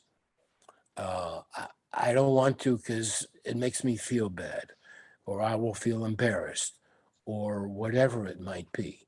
But don't hesitate to inquire about what you might call a resistance, but I'm just calling it not wanting to talk about that thing. Okay, let me pause a moment for any questions, comments.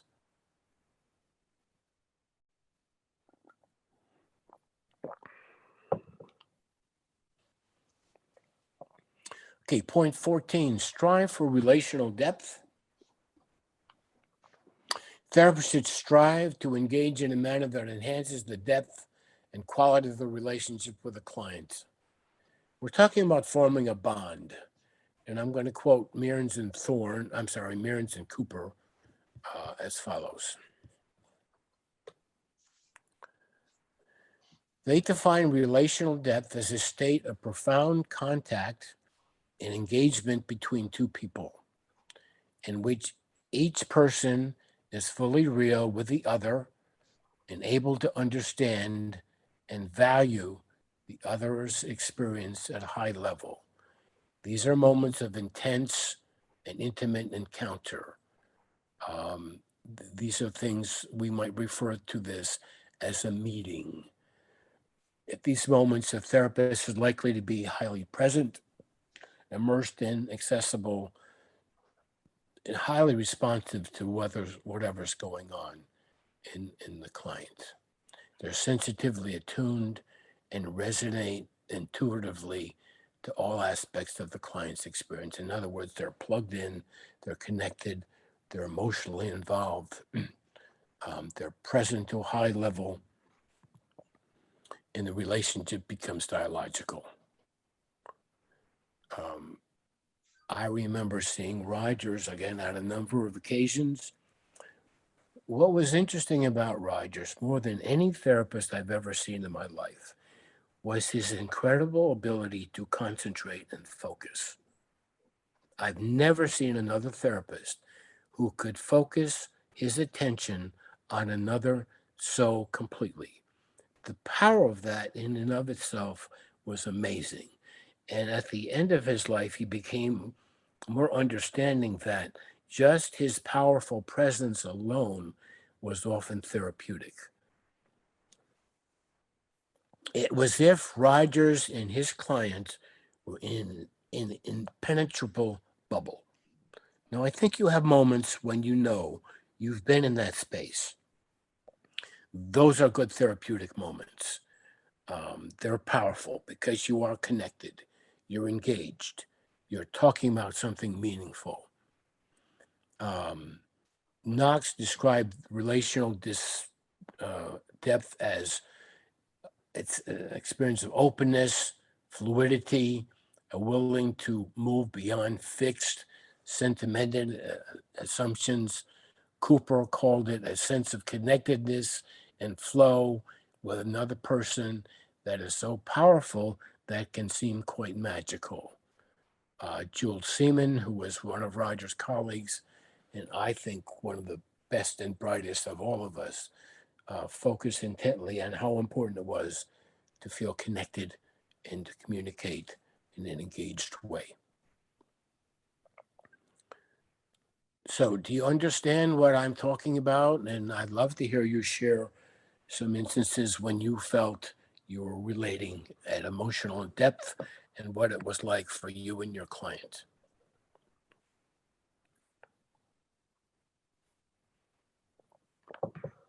Anyone?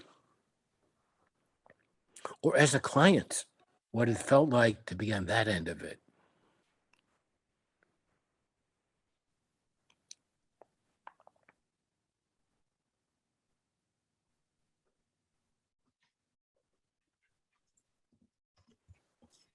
I can speak to the experience of being on the opposite end of that.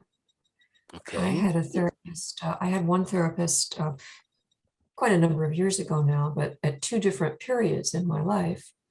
The first time I was dealing with brief anxiety and depression, and it was really a good experience. I felt like he was really present and really engaging with me, and like he liked me. Yes. And several years later, when I was kind of suffering after a divorce, I went back to him. And that wasn't there. Of course, notice, right? computers had entered the scene, and he was like surfing the net and just not present. And During your session? Yeah, I felt like he was done with me. Oh my goodness. Really the opposite of what you're talking about. Well, I'm glad you brought that up because both ways. It shows what the absence of that can do when we're not connected. I'm still abhorred to hear that therapists answer the phone during their sessions. In my whole career, I've answered the phone maybe 3 times, and that was after telling the client I might have to take an important call during the session. But allowing ourselves to be distracted that way is disrespectful and interferes with that level of engagement we can have with our clients. So yeah, I think presence is an extremely important part of it. And what you notice, of course, when your client was distracted and he wasn't present, you didn't feel that engagement. You didn't feel that power. You didn't feel the benefit of just that knowing that you're in this together and you're connected. Yeah, it felt like a reflection of what I was worth right then. Right. Not very important. Yeah. Bad feeling to have. Yeah. Bad therapy at the moment. Okay, I'm going to move on to, we're running a little low on time. Point 15, facilitate client internal locus of control and evaluation. So let me define these first. Locus of control refers to the extent to which people believe that they can control events. Okay? Internals, that is internal people with internal locus of control, believe that the outcomes of their actions result from their own abilities, while externals attribute outcomes or events to external circumstances. This is similar to Bandura's concept of self-efficacy, which reflects people's beliefs that they can succeed in a particular activity. Locus of evaluation indicates whether a person depends on themselves or others to make judgments regarding their beliefs and behavioral choices. So from a humanistic perspective, operating from an internal locus of control and evaluation is considered central to psychological health. So when I talk about clients, to clients sometimes, and conceptualize them as finding their voice, partly I'm implying you're learning to be your own person. You're learning to trust your strengths and abilities. You're learning to trust that your voice can matter when you can express it with clarity and state who you are.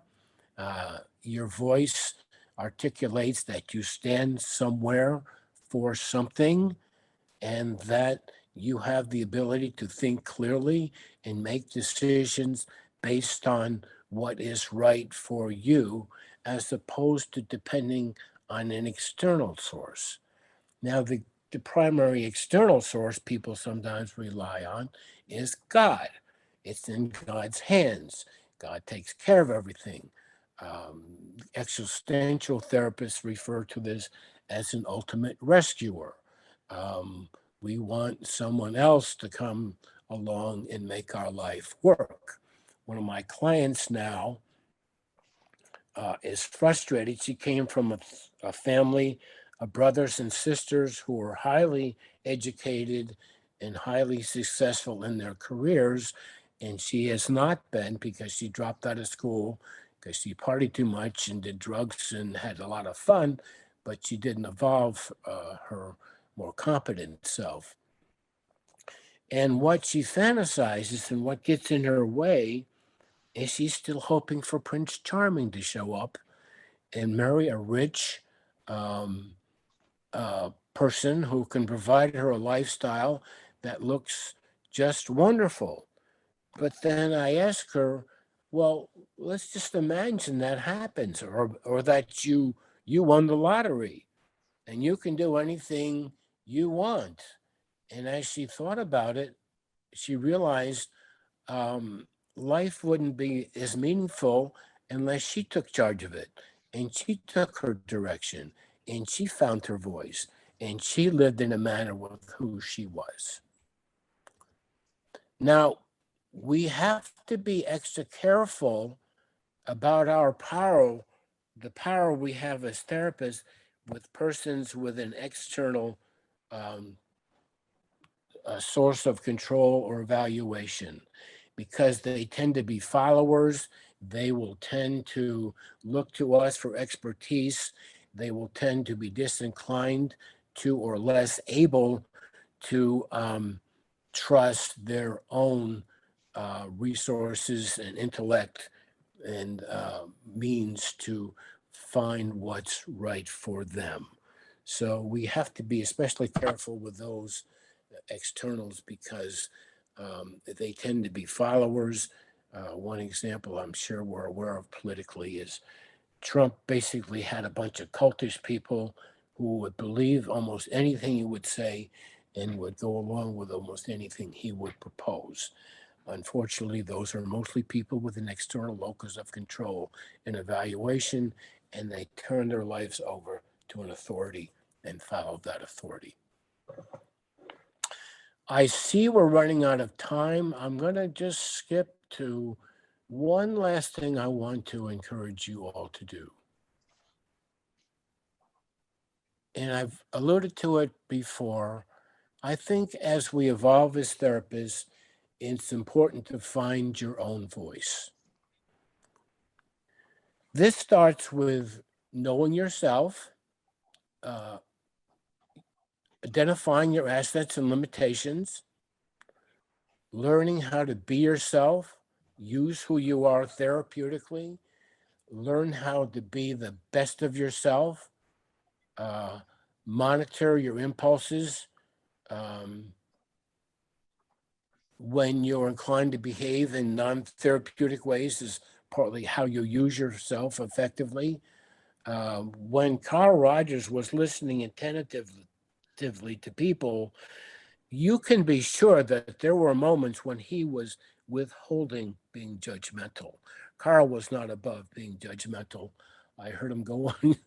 He went on a rant on education one time when I was visiting with him about the current form of education. And he had a moment of self-conscious, and he says, I guess I don't sound very accepting, do I? And he wasn't at that moment. But what I think he learned to do, and that we all need to do, is there are times to monitor and suppress what are likely to be edgy or non-therapeutic responses.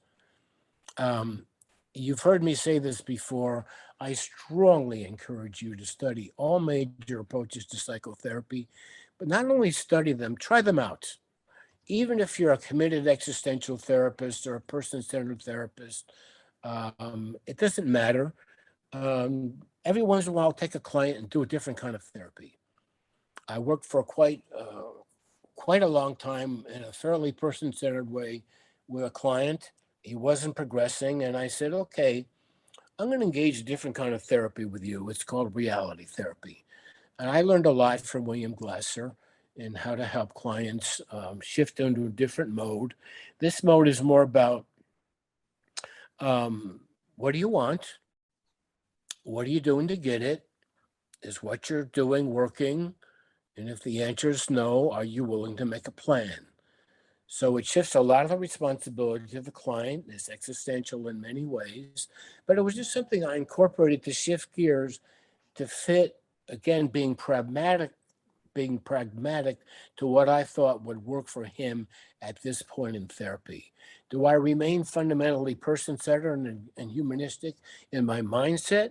Yes, but if I'm a pragmatic humanistic therapist, then I can offer my client anything for their consideration.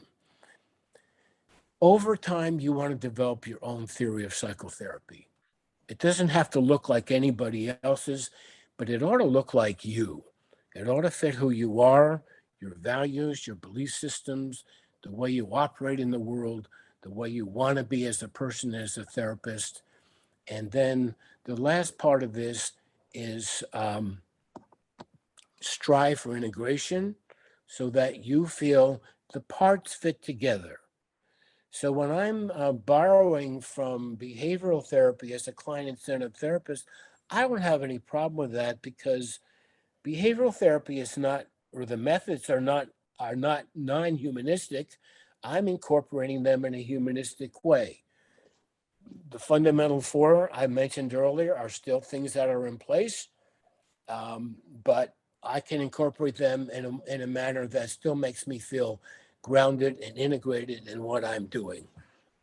And I guess the last point is, and it doesn't need an explanation, commit yourself to lifelong growth as a therapist and as a person. I think as we evolve as people, and I'm pretty sure you're aware of this, you also evolve as a therapist. And I'll stop here for now and leave a little time for any further comments or questions.